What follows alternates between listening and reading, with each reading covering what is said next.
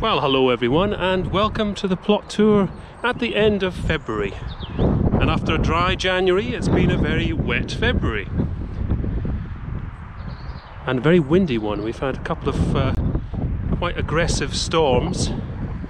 A few wallflowers have been knocked over, but since we don't have any greenhouses or polytunnels, we've managed to avoid the worst that happens.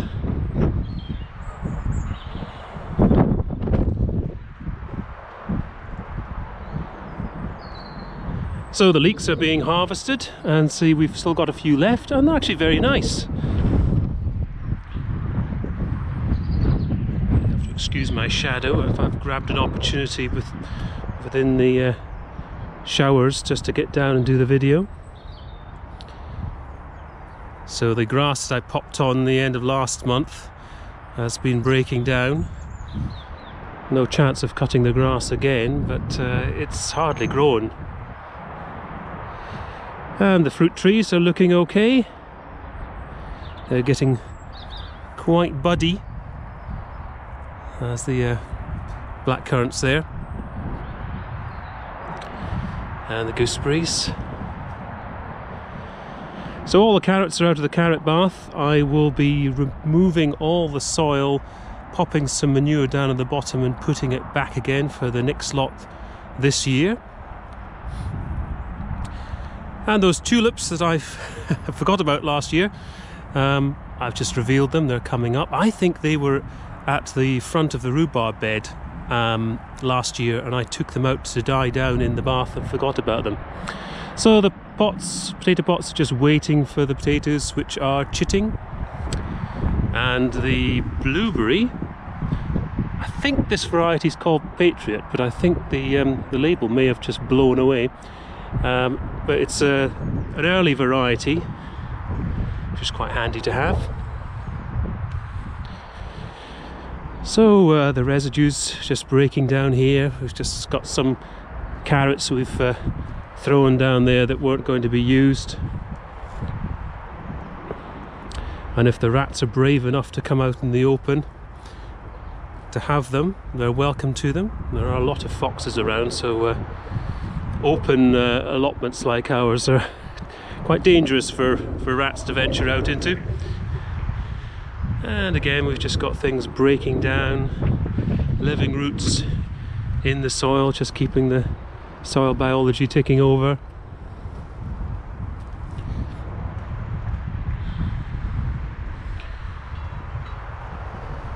And just the tail end of the cabbages here. Cover crops. And a big thank you to Johnny's Kitchen Garden. Not that he watches this channel, but we discovered his channel and he had a marvellous video on how to prune a peach, and it's not been the way I've been doing it. I was wondering how you managed to deal with the vigour, and I now realise that you have to keep it well under control. Far more under control than I've been doing, but it's covered in buds, so I'm hoping that it's going to have a nice blossom.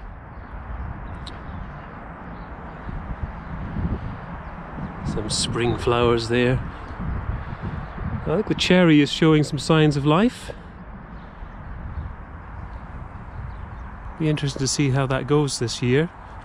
It was bought as supposed to be a super column plum, but turned out to be a cherry, so no idea what rootstock it's on or what variety it is. And our tulips are coming up there.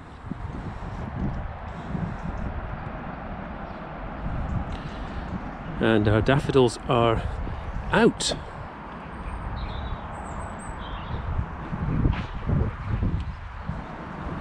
And they're looking happy. So I've replaced the bark, and as I did last year, I got my bark quantities wrong. I thought that 400 litres would be enough, which was fine for doing the path replacement here, but I was hoping to have a little bit extra to sort of fill in gaps and other places on the plot, but I didn't have any spare. There was various things blowing around the allotment as I had to dig out quite a bit of plastic that ended up in the pond.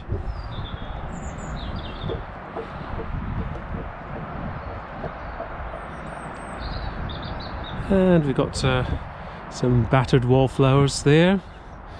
They're looking nice. And we've got some little daffodils coming up there. Hyacinths are looking a lot more vigorous than they were last month. So tulips coming up. Did a little bit of pruning on the clematis here.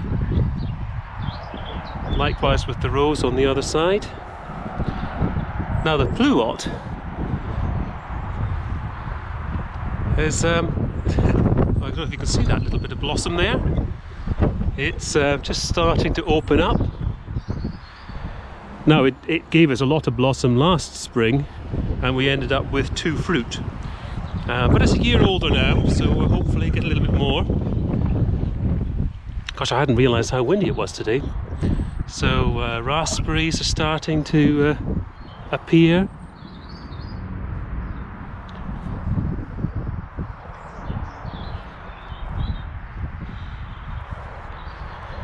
And we've got little crocuses down at the bottom of the plum trees.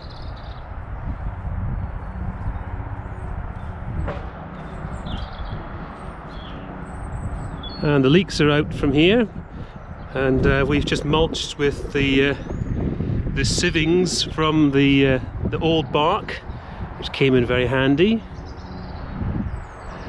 No sign of any parsnips shooting up that I have managed to miss. So our residue's dying down here. We did actually harvest some of these beetroots. In the last video I said we weren't going to eat them, but we've harvested them and they are nice and firm and usable. So the garlic bed, there has been some signs of life. I don't have zoom on this GoPro that I'm aware of, so you'll have to take my word for it. And we've got some tulips coming around the perimeter here.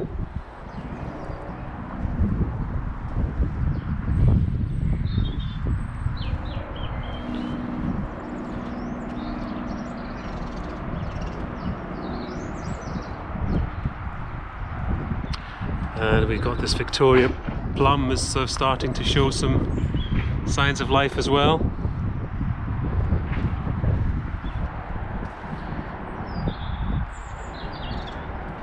I need to think about getting my sweet peas into around the obelisk. Got a rhubarb crown here. It's a sort of later variety than the one we inherited, which is this one here. No idea what variety this is, but it's the one that the allotment has.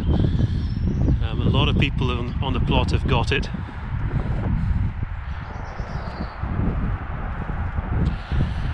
So the water gauge is showing 9mm. That's since yesterday. That's almost as much as we had in the whole of January. And there we are. I hope everyone's keeping well. I will catch you in the next video. Bye for now.